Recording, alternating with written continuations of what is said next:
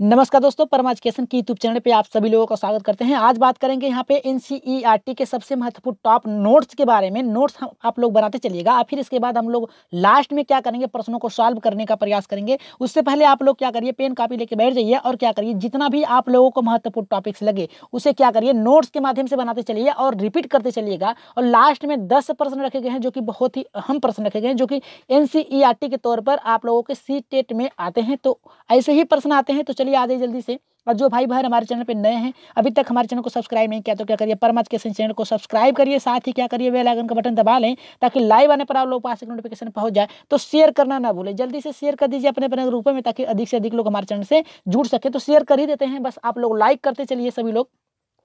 तो चलिए देखते हैं यहाँ पे पहले टॉपिक से, और पेन कॉपी लेके बैठ जाइए और सभी लोग पहले हेडिंग डालिए कि एनसीईआरटी, ठीक है, एनसीईआरटी हेडिंग डालिए। फिर इसके बाद अपना जो भी आप लोगों को महत्वपूर्ण लगे टॉपिक्स उसे नोट्स बनाते चलिएगा या फिर स्क्रीनशॉट ले लीजिएगा, क्योंकि यहीं से प्रश्न आप लोगों को आते हैं और आशा नहीं पूर्ण विश्वास है कि आप लोग इस बार सी टेट में 120 प्लस कर ही जाएंगे। तो चलिए देखते हैं यहाँ पे पहला टॉपिक हमारा क्या कह रहा है। और सभी प्रश्न पार्ट 2 चलाया जाएगा कल एनसीईआरटी का 9 बजे। आज पहली क्लास एनसीईआरटी की चल रही है। तो यहाँ पे देखिए पहला हमारा ये करा है कि असम से प्रश्न। असम से प्रश्न किस प्रकार से आते हैं उन सभी को यहाँ पे शामिल किया गया है। तो असम से हमारा पहला बनता है कि बिहू का त्योहार चावल की नई फसल कटने पर मनाया जाता है। याद रखिएगा, जो बिहू त्योहार होता है कहाँ मनाया जाता है, असम में मनाया जाता है। बिहू त्योहार जो होता है 14 से 15 जनवरी को मनाया जाता है। पहले दिन को उकबा कहा जाता है। बिहू त्योहार जो होता है ये चावल की फसल के कटने पर मनाया जाता है और पहले दिन को क्या कहा जाता है, इसे उकबा कहा जाता है, ठीक है, उरुका। और इसे कहते हैं इस दिन अस्थाई छप्पर, यानी क्या होता है कि अस्थाई छप्पर न होकर अस्थाई छप्पर भी बनाया जाता है, जिसे भेला घर कहा जाता है। क्या कहा जाता है, भेला घर कहा जाता है। अगर प्रश्न आपका बनता है कि बिहू त्योहार कहाँ मनाया जाता है, तो असम में मनाया जाता है। और ये किसके उपलक्ष्य में मनाया जाता है, तो फसल की पहली कटाई के दिन मनाया जाता है। और ये कब मनाया जाता है, तो 14 से 15 जनवरी को मनाया जाता है। और इसके पहले दिन को उरुका कहते हैं। और इस दिन क्या होता है कि अस्थाई छप्पर का निर्माण किया जाता है, ठीक है। आगे बढ़ते हैं नेक्स्ट टॉपिक पे अपने। नेक्स्ट टॉपिक हमारा यहाँ पे पक्षियों से। देखिए पक्षियों से कैसे प्रश्न आते हैं। और अगली क्लास जब आपकी मैराथन चलाई जाएगी कल, तो उसमें आप लोगों के आवाज से भी प्रश्न उठाए जाएंगे, जिसमें कि आवाज से आप लोगों को आता है प्रश्न जिस प्रकार से। तो चलिए देखते हैं यहाँ पे दूसरा टॉपिक हमारा क्या कर रहा है। दूसरा टॉपिक से पक्षियों से प्रश्न। अब देखिए पक्षियों से प्रश्न किस प्रकार से आते हैं, ये देखिए टेट में आ चुका है प्रश्न। मैना झटके से अपनी गर्दन आगे यहाँ पे आगे पीछे करती है, जबकि उल्लू अपनी गर्दन पीछे तक घुमा सकता है। अगर प्रश्न ये बनता है कि कौन सी पक्षी है जो अपनी गर्दन झटके से आगे पीछे घुमाती है, तो आपका ऑप्शन होगा यहाँ पे मैना। अगर पूछ देगा कि अपनी गर्दन पूर्ण रूप से यानी पूरी तरह से आगे पीछे घुमा सकता है बिना झटके के, तो उल्लू। याद रखिएगा कितना कर सकता है, लगभग 360 डिग्री कर सकता है। कहीं 360 डिग्री दिया नहीं रहता है, ये ऑप्शन में आता है कि कौन सा पक्षी अपनी गर्दन को पूछी तक घुमा सकता है, तो उल्लू। अगर झटके से पूछेगा तो मैना। अब नेक्स्ट टॉपिक हमारा ये है कि पक्षियों के पंख अलग अलग रंगों और डिजाइन के होते हैं।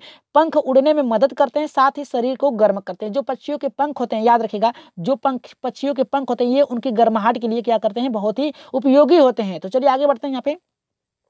नेक्स्ट टॉपिक हमारा यहाँ पे पक्षियों से ही है। पक्षियों से देखते हैं इसमें क्या कहा गया है। पक्षियों से कहा गया है पक्षियों के पंख अलग अलग रंगों व डिजाइन के होते हैं। पंख उड़ने में मदद करते हैं, साथ ही शरीर को गर्म रखते हैं। पुराने पंख उखड़ जाते हैं यानी झड़ जाते हैं। समय समय बाद क्या होता है, कुछ समय बाद क्या होता है, पंख आ जाते हैं। तो याद रखिएगा पंख पक्षियों के किस लिए उपयोगी होते हैं, तो गर्माहट के लिए, उड़ने के लिए। और पुराने पंख जो होते हैं अगर झड़ जाते हैं तो नए प्रश्न धीरे धीरे जो यहाँ पे इनके पंख होते हैं वो धीरे धीरे आ जाते हैं। नेक्स्ट हमारा है पक्षियों के कान बाहर नहीं दिखते। याद रखिएगा अगर ऑप्शन में देता है कि पक्षियों के कान दिखाई देते हैं या फिर नहीं दिखाई देते हैं, तो पक्षियों के जो होते हैं कान दिखाई नहीं देते हैं। ये इनके सिर के दोनों तरफ होते हैं। याद रखिएगा इनके सिर के दोनों तरफ होते हैं। इनकी आंखें छोटे छोटे छेद होते हैं, ठीक है, छोटे छोटे छेद होते हैं। यह छेद बालों से ढके रहते हैं। इन्हीं की मदद से पक्षियां सुनते हैं। याद रखिएगा जो इनके कान होते हैं सिर के दोनों तरफ होते हैं और ये पंखों से ढके होते हैं और छोटे छिद्र होते हैं, जिसके माध्यम से क्या करते हैं, ये सुनने का प्रयास करते हैं। आगे चलते हैं यहाँ पे। नेक्स्ट टॉपिक हमारा यहाँ पे है। और सभी लोग क्या करिए, एक बार लाइक कर दीजिए, जो लोग नए एक बार सब्सक्राइब भी कर लीजिएगा।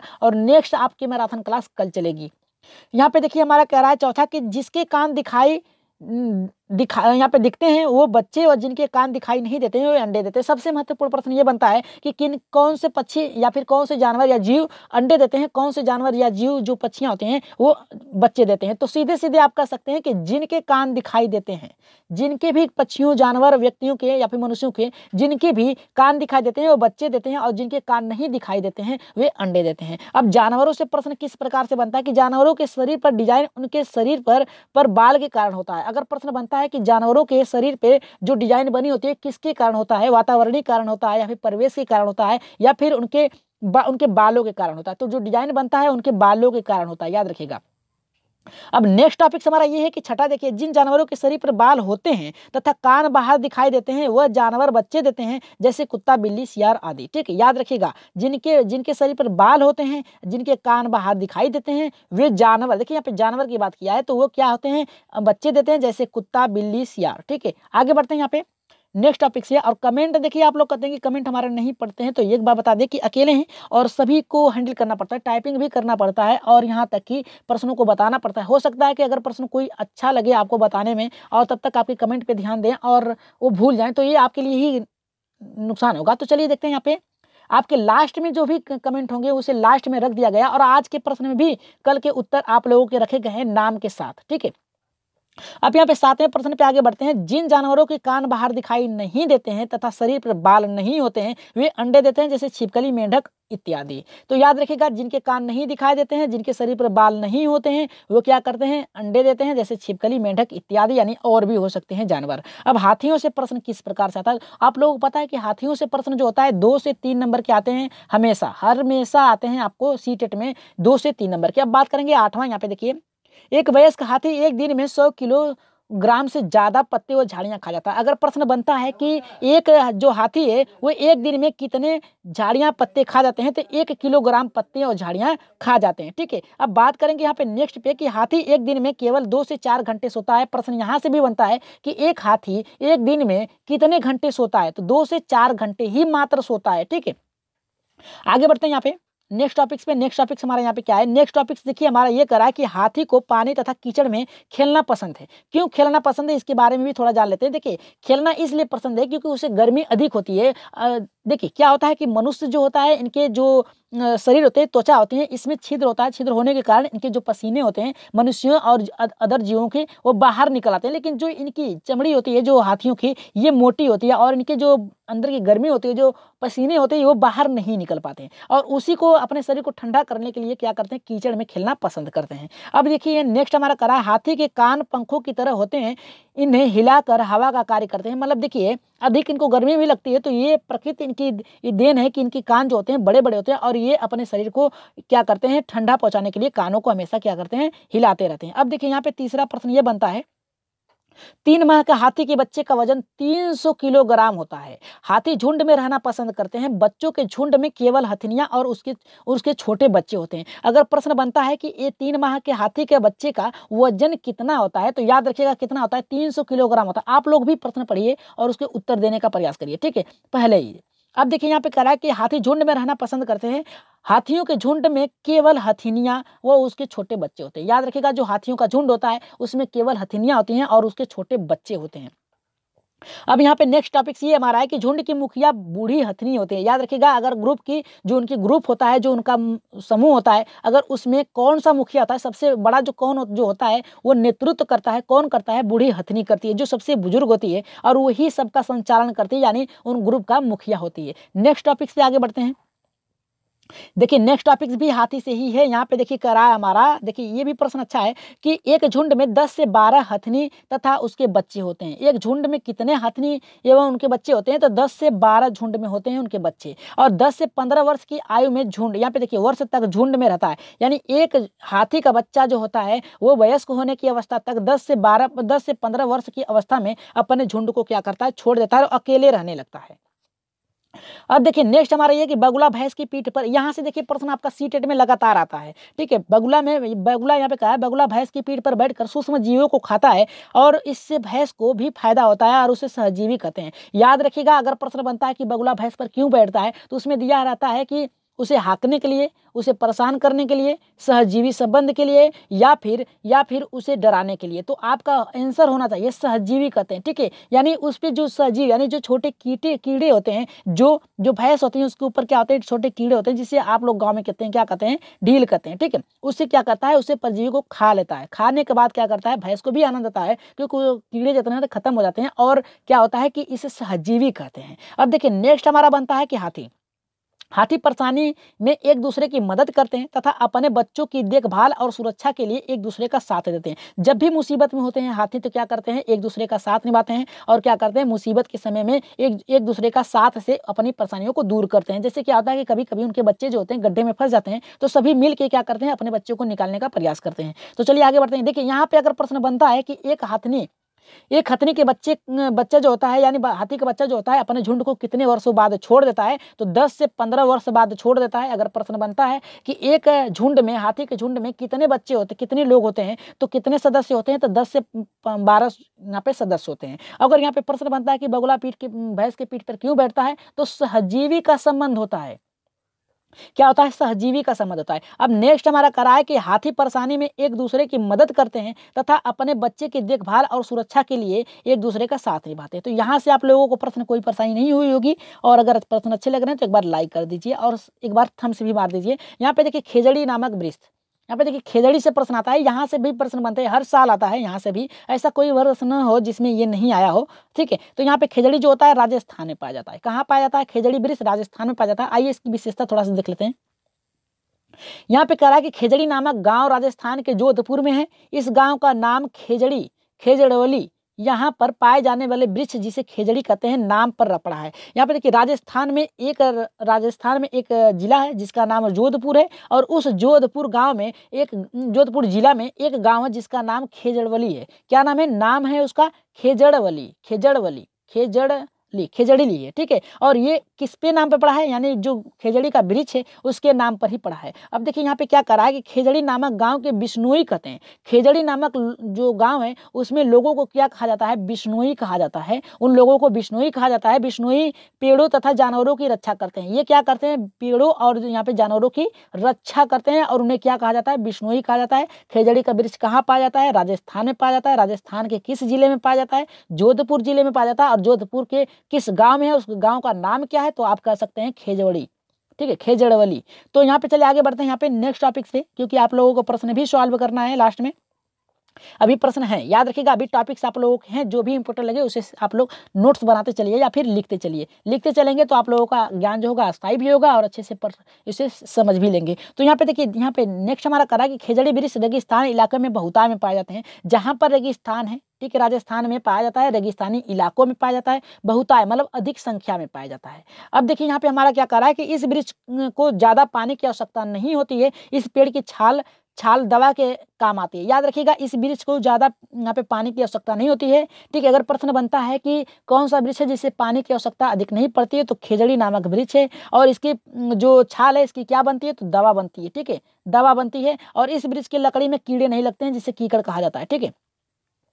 क्या कहा जाता है इसे, इस लकड़ी के कीड़े नहीं पड़ते हैं, ठीक है। यहाँ पे जो खेजड़ी वृक्ष नामक पेड़ है उसकी लकड़ी में कीड़े नहीं पड़ते हैं। इस वृक्ष की फलियां प्राप्त होती हैं, ऐसे सब्जी बना जाती है। याद रखिएगा, इस यहाँ पे जो इस वृक्ष है यानी खेजड़ी नामक वृक्ष है, इसकी फलियों को जो है सब्जी बनाई जाती है, यानी दाल का प्रयोग किया जाता है, ठीक है। तो यहाँ से प्रश्न आपके बनते हैं हमेशा कि खेजड़ी नामक जो वृक्ष है कहाँ पाया जाता है, राजस्थान में पाया जाता है। राजस्थान के किस इलाके में पाया जाता है, रेगिस्तानी इलाके में पाया जाता है। और इसके पानी की कितनी आवश्यकता है, तो इसे पानी की ज्यादा आवश्यकता नहीं हो पड़ती है। और इसकी जो छाल होती है उसका क्या बनाया जाता है, दवा बनाया जाता है। वृक्ष लकड़ी के, इसके पेड़ में लकड़ी की जो होती है इसमें क्या होता है कि कीड़े नहीं लगते हैं। और इसकी जो फलियां होती हैं उसकी दाल में बनाई जाती है, दाल का प्रयोग किया जाता है। आगे बढ़ते हैं यहाँ पे अपने नेक्स्ट प्रश्न यहाँ पे बिहार से। अब देखिए बिहार से भी प्रश्न आते हैं जो कि हर बार आते हैं। अनीता कुशवाहा बिहार के मुजफ्फरपुर जिले की रहने वाली हैं। ये अनीता एक चमकता हुआ सितारा जिसे स्टार गर्ल्स के नाम से जाना जाता है। अगर पूछ लिया जाए कि अनीता कुशवाहा कहाँ की रहने वाली हैं, तो याद रखिएगा कहाँ की रहने वाली हैं, बिहार की,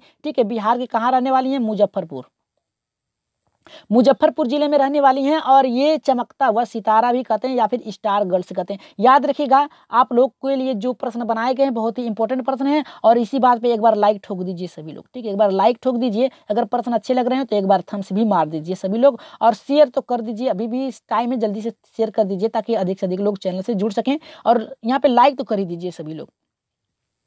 अब देखिए हमारा यहाँ पे आरटी से बस एक प्रश्न रखा गया है, फिर इसके बाद जब अगली क्लास चला जाएगी मैराथन के सेकेंड मैराथन के बाद जब आपकी आरटी चलेगी, उससे आप लोग प्रश्न बहुत ही अच्छे तरीके से समझते हैं कि किस प्रकार से आरटी से 6 से 7 नंबर आते हैं। तो यहाँ पे देखिए हमारा आरटीई से क्या कर रहा है, आरटीई 2009 राइट टू एजुकेशन। अब देखिए यहाँ पे आरटीई का मतलब क्या होता है, ठीक है। यहाँ पे राइट टू एजुकेशन एक्ट, यानी आप शिक्षा का यहाँ पे करा कि अनिवार्य शिक्षा का अधिकार अधिनियम, ठीक है। यहाँ पे करा कि राइट टू एजुकेशन 2009 में 6 से 14 साल के सभी बच्चों को मुफ्त अनिवार्य शिक्षा का अधिकार दिया गया है।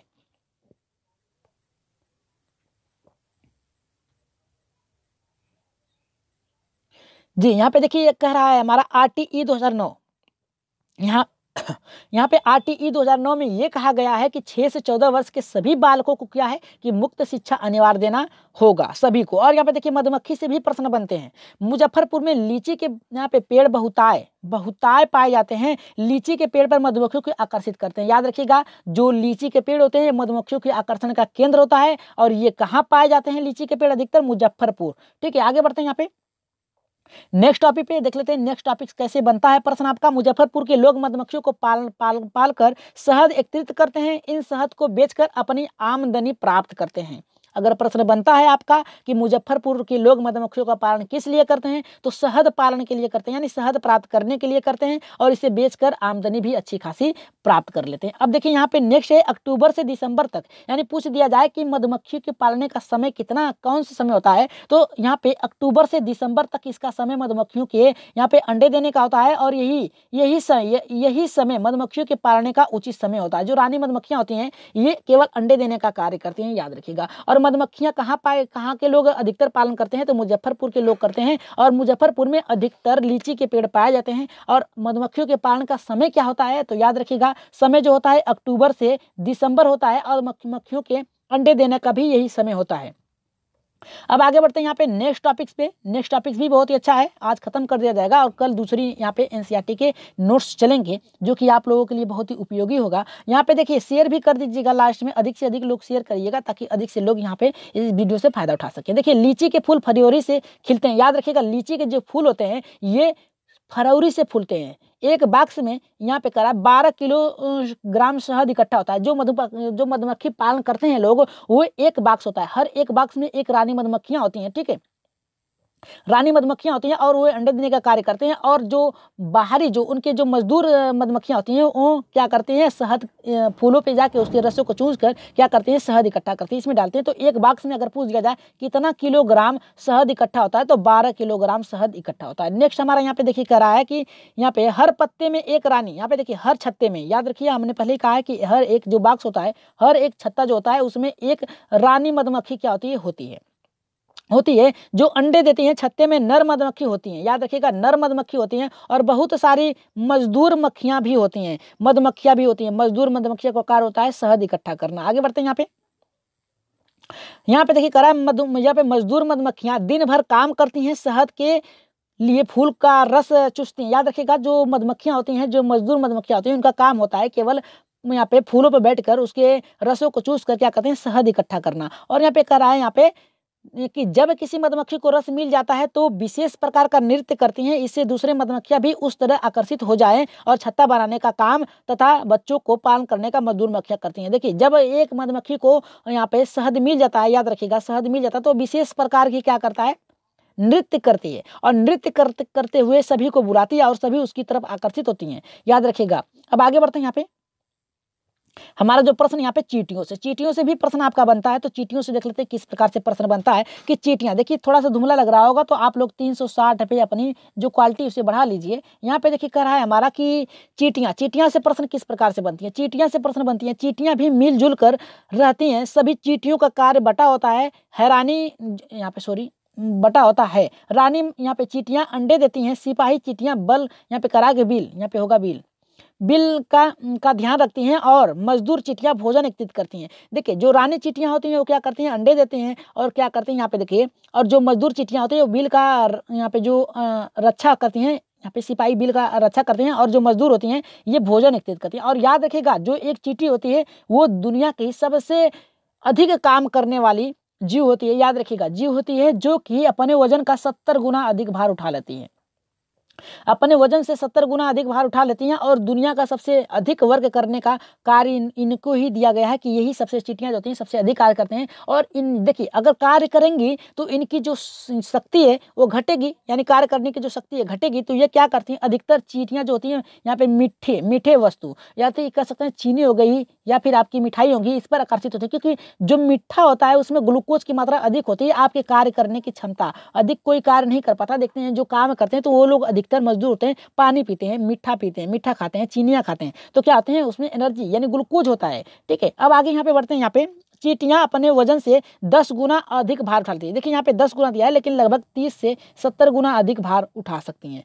यहाँ पे देखिए 20वां करा है कि दीमक ततैया भी इसी तरह के समूह में रहते हैं। देखिए दीमक ततैया इसी तरह के समूह में रखते हैं। अगर प्रश्न बनता है कि समूह में कौन से, यानी यहाँ पे कह सकता है कि आप समूह में कौन कौन रहते हैं, तो दीमक ततैया समूह में रहते हैं। आगे बढ़ते हैं यहाँ पे नेक्स्ट टॉपिक से जो कि बहुत ही अच्छा है। यहाँ से प्रश्न आपके बनते हैं कि देखिए यहाँ पे कह रहा है कि प्रमुख स्थान हमेशा आते हैं। देखिए प्रमुख स्थान भी आते रहते हैं गुजरात। अब गुजरात को कौन भूल सकता है, स्मार्ट सिटी भी कर सकते हैं। यहाँ पे वलसाड़, गांधीधाम, अहमदाबाद तथा कच्छ आदि यहाँ पे गुजरात के क्षेत्र हैं। यहाँ से प्रश्न आपके बनते हैं क्षेत्रों से, ठीक है, स्थान से, कि पूछ देगा कि यहाँ पे गुजरात की कौन सा स्थान है। ऑप्शन दे देगा, वलसाड़ दे देगा, गांधीधाम देगा, अहमदाबाद दे देगा, गुजरात दे देगा, या फिर मुंबई, दिल्ली, बनारस, और उसमें एक ठे नाम डाल देगा गुजरात से। तो ऐसे भी प्रश्न बनते हैं आपके। आगे बनते हैं यहाँ पे देखिए प्रश्न हमारा जो आता है यहाँ पे सुरंग। ठीक है, गोवा देखिए गोवा से और यहाँ पे सुरंग से आता है। ठीक है, गोवा से प्रश्न बनता है और सुरंग। गोवा में यहाँ पे गोवा से केरल के बीच रेल द्वारा 92 सुरंग और 2000 पुलें पड़ते हैं। याद रखिएगा प्रश्न बनता है कि गोवा से केरल जाने के बीच कितना सुरंग पड़ता है और कितना पुल पड़ते हैं। तो याद रखिएगा कितना 92 पुल पड़ते हैं, 92 सुरंग पड़ते हैं। याद रखिएगा 92 सुरंग पड़ते हैं और 2000 पुल पड़ते हैं। 2000 क्या पड़ते हैं, पुल पड़ते हैं। और यहाँ पे देखिए नाम वलियम्मा मलयालम में माँ की बड़ी बहन को वलियम्मा कहते हैं। और याद रखिएगा अगर प्रश्न बनता है कि वली अम्मा किसे कहा जाता है, सी टेट में आ भी चुका है, शायद सी टेट में आ चुका है कि वली अम्मा किसे कहा जाता है, तो मलयालम में माँ की बड़ी बहन को वलियम्मा कहा जाता है। अब देखिए यहाँ पे करा अमुम्मा माँ को यानी नानी को कहा जाता है। अगर प्रश्न पूछा जाए कि मलयालम में यहाँ पे माँ की बड़ी माँ को या फिर नानी को क्या कहा जाता है, तो अमुम्मा कहा जाता है। अमुम्मा और यहाँ पे बड़ी बहन को क्या कहा जाता है, वलियम्मा, अमुम्मा वलुम्मा। ठीक है, याद रखिएगा ये प्रश्न आपके बनते हैं। आगे बढ़ते हैं यहाँ पे देखिए सबसे मस्त यहाँ पे है। देखिए ये थोड़ा सा कलर के डिफरेंस के कारण आप लोगों को ठीक से दिखाई नहीं दे रहा होगा, लेकिन इसे लिख दे रहे हैं क्या है यहाँ पे, साधन। ये साधन है, ठीक है, ये फेरी है, साधन और फेरी है। तो यहाँ पे देखिए कह रहा है हमारा कि फेरी पानी में, यहाँ पे कह रहा है कि पानी में आने जाने का एक साधन एक प्रकार का नाव होती है। केरल में कई भागों में एक जगह से दूसरी जगह जाने के लिए फेरी का प्रयोग किया जाता है। फेरी जो होता है, याद रखिएगा फेरी जो होता है ये केरल में है। केरल में एक स्थान से दूसरे स्थान में जाने के लिए क्या किया जाता है, इसका प्रयोग किया जाता है। और जिसे प्रयोग किया जाता है एक स्थान से दूसरे स्थान तक जाने में, उसे क्या कहा जाता है, फेरी कहा जाता है। चलिए आगे बढ़ते हैं यहाँ पे नेक्स्ट टॉपिक पे। अब इसके बाद हम लोग क्या करेंगे, अपने प्रश्नों पे आगे बढ़ेंगे, लेकिन उससे पहले 2-4 टॉपिक्स और है, उसे भी देख लीजिए, क्योंकि यहाँ से प्रश्न बनते हैं एनसीईआरटी से। अगर इसे छोड़ दिया आप लोगों ने तो समझिए आपके 3 से 4 नंबर गए। तो हर एक टॉपिक्स देख लीजिए, क्योंकि एग्जाम में आप लोगों को मौका तो मिलेगा नहीं दोबारा देखने के लिए। यहाँ पे देखिए ट्रेन से किस प्रकार से प्रश्न आते हैं। रेलवे टाइम टेबल में हम कई जानकारियां इकट्ठा कर सकते हैं, जैसे ट्रेन कब आएगी, कब पहुंचेगी, कितनी यात्रा में समय लगेगा, किराया आदि। याद रखिएगा ट्रेन में जो हमें देखना होता है कि उसमें टाइम टेबल क्या होती है, हमेशा ट्रेन में क्या होती है, 24 बजता है। ठीक है, 24 यानी हमारा 12 के बाद 1, 2, 3 आ जाता है, उसमें क्या होता है कि 24, 1, 13, 14, 15, 24 तक जाता है। ठीक है, यहाँ पे देखिए और यहाँ कर रहा है गांधीधाम गुजरात में नागरकोइल यानी केरल के बीच ट्रेन द्वारा तय की गई दूरी 2649 किलोमीटर और दोनों के बीच 14 स्टेशन पड़ता है। अगर कह दिया जाए कि गांधीधाम से यहाँ पे केरल के बीच जाने में कितना किलोमीटर है, तो आप कह सकते हैं 2649 किलोमीटर है। और कितने स्टेशन पड़ते हैं, 14 स्टेशन पड़ते हैं। ठीक है, चलिए आगे बढ़ते हैं यहाँ पे। नेक्स्ट टॉपिक भी अच्छा हमारा यहाँ पे कह रहा है हमारा, देखिए ये कह रहा है हमारा कि शादी, यानी शादी से प्रश्न किस प्रकार से आते हैं यहाँ पे राज्य आंध्र प्रदेश में। आंध्र प्रदेश में शादी से क्या होता है तात्पर्य, ये प्रश्न आते हैं, ठीक है, ऐसा नहीं कि नहीं आते हैं, अगर रखा गया तो समझ लीजिए आते हैं। तो यहाँ पे देखिए क्या कह रहा है हमारा, कर आंध्र प्रदेश में लोगों को द्वारा एक विशेष कैंप लगाया जाता है। कैंप में शादीशुदा लड़कियों को पुनः स्कूल भेजा जाता है ताकि वह अपनी अधूरी पढ़ाई कर सके। देखिए यहाँ से प्रश्न तो श्योर है कि बनते हैं, यहाँ से इतना महत्वपूर्ण टॉपिक है कि शादीशुदा लोगों को पुनः स्कूल भेजा जाता है। वो कहाँ के लोग के, आंध्र प्रदेश के लोगों को, ठीक है, याद रखिएगा। और यहाँ पे कह रहा है शादी हेतु उनकी उम्र लगभग 18 वर्ष तथा लड़की की उम्र 21 वर्ष होना चाहिए, याद रखिएगा। आगे बढ़ते हैं यहाँ पे नेक्स्ट टॉपिक, जो कि हमारा इसके बाद 2 प्रश्न और टॉपिक्स और गए हैं, फिर इसके बाद हम अपने प्रश्नों पे आगे बढ़ेंगे। प्रमुख चेहरे, देखिए प्रमुख चेहरे, जहां से प्रश्न आपके लगभग आते ही रहते हैं, हर बार आते हैं। तो एक बार लाइक कर दीजिए, फिर इसके बाद आगे बढ़ा जा रहा है। यहाँ पे करा है कर्णम मल्लेश्वरी एक वेट लिफ्टर है, वो यह आंध्र प्रदेश की रहने वाली हैं। उन्होंने 130 किलोग्राम का वजन उठा रखा था और भारत में कुल इन्होंने 29, ये भारत के बाहर लगभग 29 मेडल जीते थे। अगर प्रश्न बन जाए कि यहाँ पे कर्णम मल्लेश्वरी कहाँ के रहने वाली हैं, तो याद रखिएगा आंध्र प्रदेश की रहने वाली हैं। और इन्होंने अब तक कितने मेडल जीते हैं, तो भारत से बाहर तो 29 मेडल जीते हैं भारत से बाहर। और इन्होंने कितने, ये कौन थी, ये वेट लिफ्टर थी, याद रखिएगा। और कितना वजन उठाई थी, तो याद रखिएगा 130 किलोग्राम का वजन उठाई थी। इतना प्रश्न तो आप बना ही सकते हैं कि यहाँ से देखिए प्रमुख चेहरे कर्णम मल्लेश्वरी से 3 प्रश्न बनते हैं कि कर्णम मल्लेश्वरी कहाँ की रहने वाली हैं, पहला आंध्र प्रदेश, दूसरा इन्होंने कितने किलो का भार उठाया था, 130 किलो का भार उठाया था। ये कितने मेडल भारत के बाहर जीते थे, तो 29 मेडल जीते थे। और इन्होंने कह दिया ये क्या थी, तो ये वेट लिफ्टर्स यानी वजन उठाने वाली थी, ठीक है। अब देखिए बात करेंगे यहाँ पे यूके, यानी आप यूके यानी दूसरे ठर मत चली जाइए, यूके अमेरिका मत चलिए, यूके जो उत्तराखंड की घाटी है, फूलों की घाटी उत्तराखंड में स्थित है, जबकि शांत घाटी केरल में स्थित है। अगर बात कर दिया जाए कि शांत घाटी कहाँ पर अवस्थित है, तो आप कह सकते हैं केरल में है। अगर कह दिया जाए फूलों की घाटी किसे कहा जाता है, तो उत्तराखंड को कहा जाता है। याद रखिएगा यहाँ पे साइलेंट वैली किसे कहा जाता है, केरल को कहा जाता है। और यहाँ पे उत्तराखंड को क्या कहा जाता है, फूलों की घाटी कहा जाता है। यहाँ से प्रश्न आपके बनते हैं, तो श्योर है कि आप लोगों को यहाँ से इस टॉपिक से लगभग 2 नंबर मिलेंगे। चलिए आगे बढ़ते हैं यहाँ पे नेक्स्ट, यहाँ पे इसके बाद हम लोग अपने क्या करेंगे, 1:34 तक है, फिर इसके बाद हम अपने प्रश्नों पे आगे बढ़ेंगे। चित्रकारी बिहार, देखिए बिहार से प्रश्न बहुत ज्यादा बनता है, यूपी में तो अधिकतर बिहार के प्रश्न बनते हैं। तो चलिए देख लेते हैं यहाँ पे क्या कर रहा है हमारा।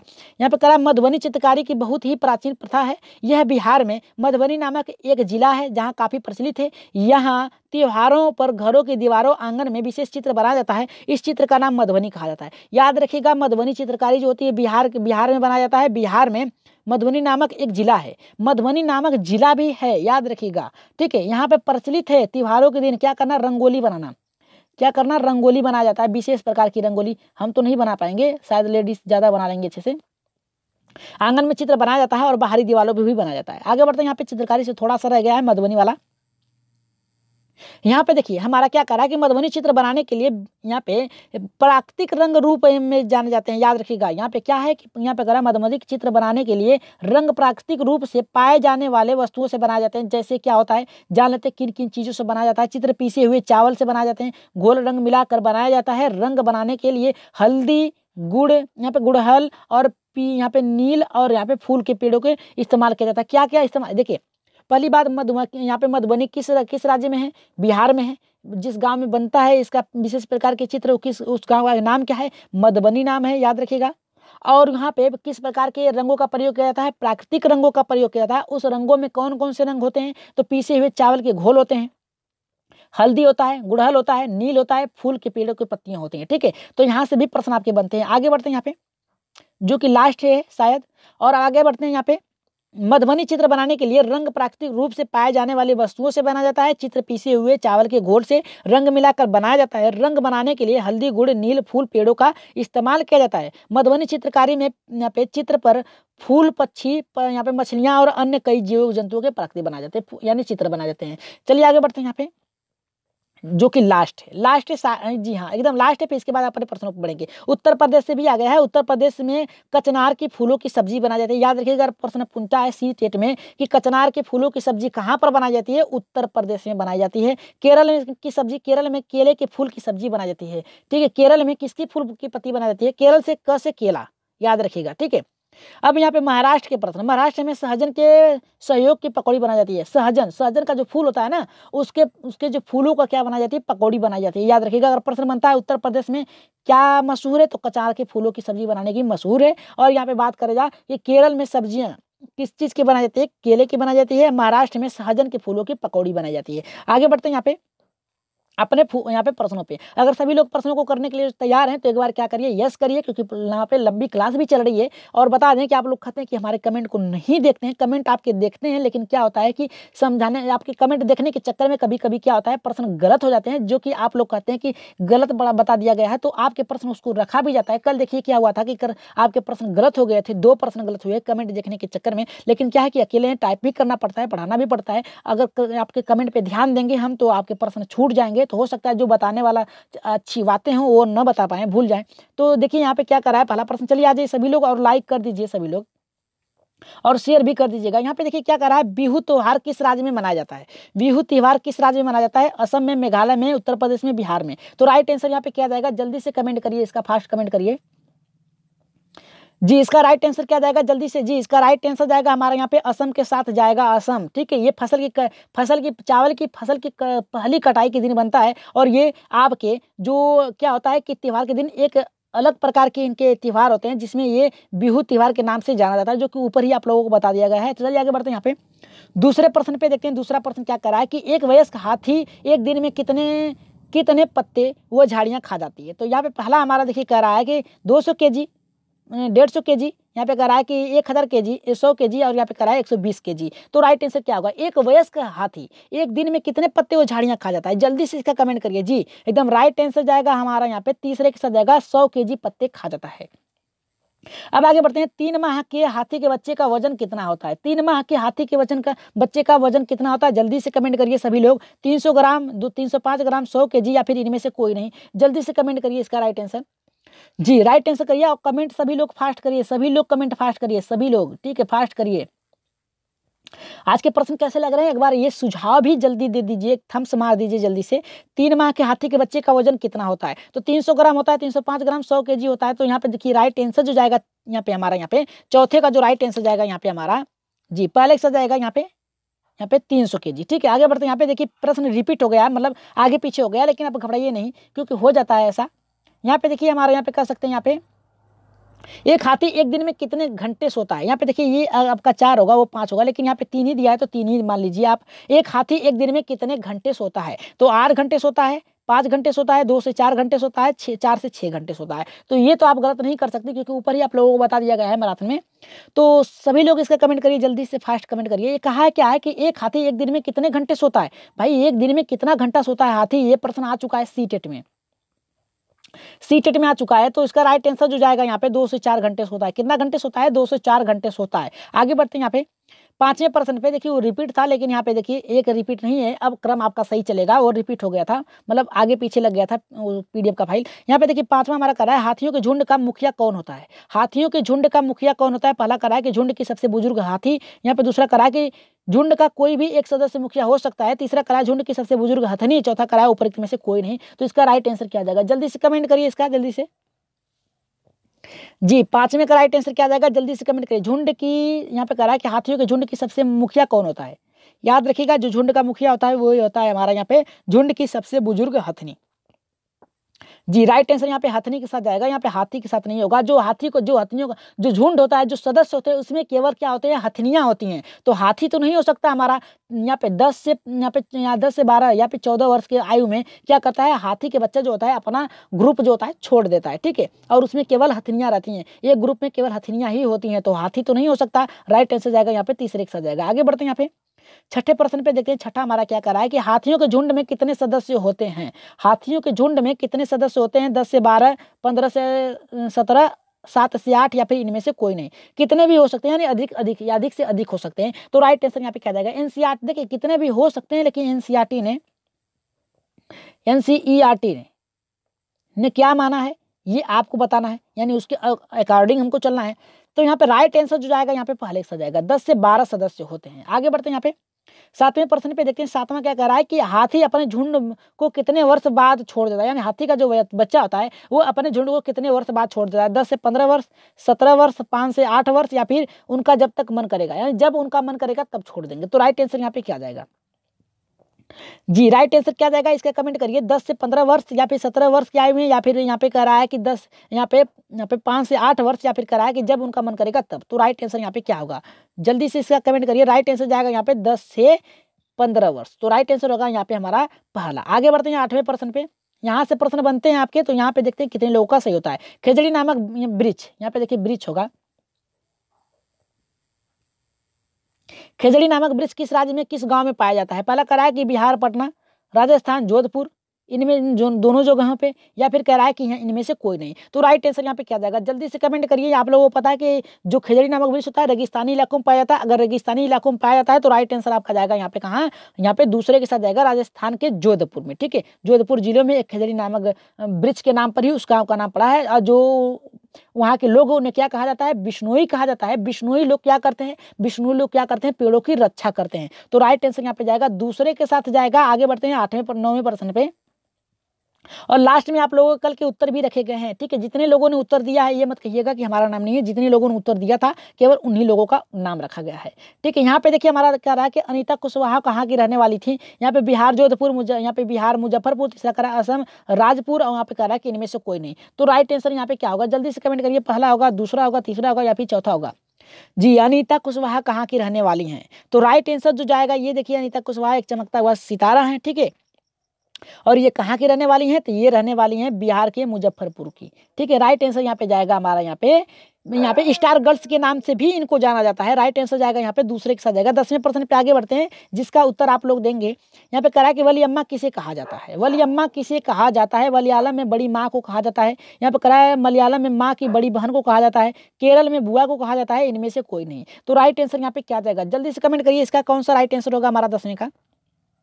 इसका आंसर आप लोग कहाँ देंगे, कमेंट बॉक्स में देंगे, और कल इसका उत्तर आप लोगों के नाम के साथ रखा जाएगा। तो इसका राइट आंसर क्या होगा, पहला होगा, दूसरा, तीसरा, या फिर चौथा। इसका आंसर आप लोग कमेंट बॉक्स में देंगे। तो जो भाई बहन हमारे चैनल पे नए हैं और अभी तक हमारे चैनल को सब्सक्राइब नहीं किया है तो क्या करिए, अपने ग्रुप में शेयर कर दीजिए। और जो भाई बहन नए हैं अभी सब्सक्राइब नहीं किया तो सब्सक्राइब तो पहले कर लीजिए परमा एजुकेशन चैनल को। और कल भी एनसीईआरटी की दूसरी आपकी पार्ट चलेगी और 9 बजे की क्लास अब समाप्त होती है। लेकिन उससे पहले बता दें कि जो भाई बहन सब्सक्राइब नहीं किए, लाइक नहीं किए, शेयर नहीं किए तो कर दीजिएगा जाते जाते। लेकिन उससे पहले आप लोग अपना कल का उत्तर देख लीजिए।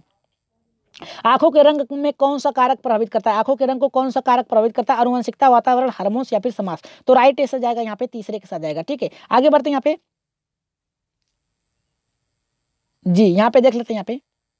यहाँ पे एक मिनट जी हाँ, यहाँ पे हार्मोन्स नहीं होगा। राइट आंसर यहाँ पे जाएगा अनुवंशिकता के साथ जाएगा। ठीक है, पहले के साथ जाएगा। आगे बढ़ते हैं, यहाँ पे देख लेते हैं आपके उत्तर कितने लोगों का सही हुआ है। देखिए महेंद्र, यहाँ पे देखिए महेंद्र जी का आया है सी बताएं, महेंद्र जी सी बताएं, जो कि यहाँ पे गलत है। याद रखिएगा आपका गलत है। वैष्णो जी का यहाँ पे 50 का पहला आया है, जो कि वातावरण यहाँ पे उसके जो उसके गुण होते हैं, दोष होते हैं, वातावरण उस पर निर्भर करता है, उसके अनुवंशिकता पे गुण यहाँ पे होता है। तो राइट आंसर यहाँ पे वैष्णो जी का एकदम राइट आंसर आया है। और दिलीप कुमार जी का यहाँ पे 50 का पहला आया है, जो कि राइट आंसर है। विनीता जी का 49 का सी आया है, जो कि यहाँ पे 50 का पूछा जा गया था। और यहाँ पे देखिए विनीता का फिर आ गया है यहाँ पे 50 का पहला। महेंद्र जी आपको PDF अभी मिल जाएगा जी, मिल गया भी होगा, आपको सेंड कर दिया गया होगा। और यहाँ पे देखिए गीता जी का भी आ गया है यहाँ पे 50 का पहला। प्रभा ओझा जी का भी देखिए यहाँ पे पहला आया है 50 का, जो कि यहाँ पे अनुवंशिकता के कारण होगा। आगे बढ़ते हैं, यहाँ पे एक बार जाते जाते लाइक जरूर करिएगा सभी लोग। अब यहाँ पे देखिए अनीश राठौर जी का भी यहाँ पे 50 का पहला है, जो कि राइट आंसर इनका भी है, अनुवंशिकता होगा। और यहाँ पे प्रभा ओझा जी का good night all of you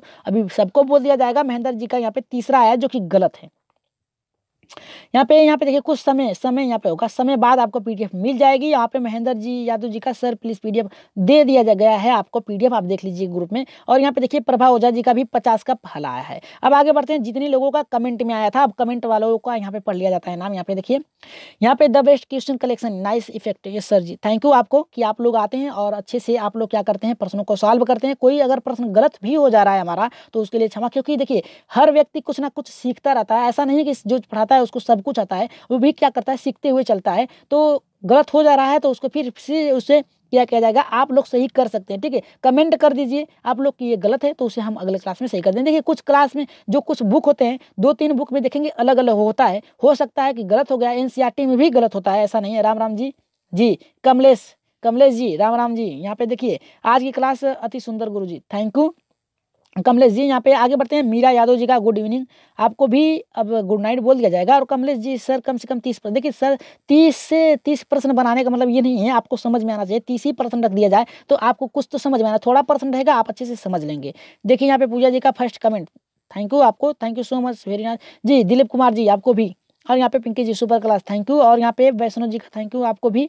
और Vinita amazing class, thank you Vinita ji. और यहाँ पे 50 का ए राइट आंसर है, 50 का ए। आप लोग भी अपना आंसर दे दीजिएगा कि 10वें का राइट आंसर क्या जाएगा, आपका भी उत्तर नाम के साथ बता दिया जाएगा। यहाँ पे मेरा 45 सही हुआ, देखिए बहुत ही अच्छा स्कोर इनका रहा। आप लोग भी बताइए कि आप लोगों ने कितना सही किया है, इस तरह से बताइए। यहाँ पे विनी जी की तरफ से, विनीता जी की तरफ से, जैसे इन्होंने बताया कि 45 सही हुए, कितने में से 50 में से। आगे बढ़ते हैं। यहाँ पे महेंद्र जी का भी देखिए यहाँ पे 50 का ए आया है, जो कि राइट आंसर है, अनुवंशिकता के कारण होता है। Nice class, thank you Vaishno ji. Kamlesh ji का भी देखिए, कमलेश गंगवार जी का भी यहाँ पे आया है 50 का पहला, जो कि राइट आंसर है। यस के सिंगल जी का 50 का पहला है, महेंद्र जी का भी एक आया है, पहला आया है। और यहाँ पे सदा हेलो आपको भी। और वैष्णो जी का भी पहला आया है, जो कि राइट आंसर भी है, अनुवंशिकता होता है। पिंकी जी का सुपर क्लास, थैंक यू आपको। वैष्णो जी का 50 का पहला, पिंकी जी का भी पहला आया है। और यहाँ पे कमलेश रोज, रोज का मतलब 30% रोज नहीं रख सकते। यहाँ पे जितना प्रश्न है कम से कम उतना पढ़िए, क्योंकि क्लास आप लोग, आपकी एग्जाम जो है बहुत नजदीक है, जितना प्रश्न रखा जाए उतना समझ में आ जाना चाहिए। राधा जी का भी यहाँ पे जी थैंक यू आपको राधा जी। और यहाँ पे महेंद्र यादव जी का ए, ठीक है। उत्तर नीचे दिए गए हैं। तो आज की क्लास आप लोगों को कैसी लगी, एक बार कमेंट बॉक्स में अपना उत्तर, राय और सुझाव जरूर दीजिएगा। और बता दें कल आप लोगों के उत्तर नाम के साथ रखे जाएंगे, तो अपना उत्तर जरूर दीजिएगा 10वें का, कि 10वें का उत्तर क्या होगा। और आज की क्लास कैसी लगी एक बार कमेंट बॉक्स में अपना जाके राय सुझाव जरूर दीजिएगा। और नेक्स्ट पार्ट आपका चलेगा कल, एनसीईआरटी का नेक्स्ट पार्ट आवाज से चलेंगे, ठीक है, आवाज से चलेंगे, जो कि आप लोगों के लिए शिक्षा की दृष्टि से बहुत ही मजेदार होंगे। तो चलिए आज ही जल्दी से आप लोग एक बार शेयर कर दीजिए, फिर से मिलके सभी लोग शेयर कर दीजिए अपने अपने ग्रुपों में। तो आज के लिए इतना ही, धन्यवाद।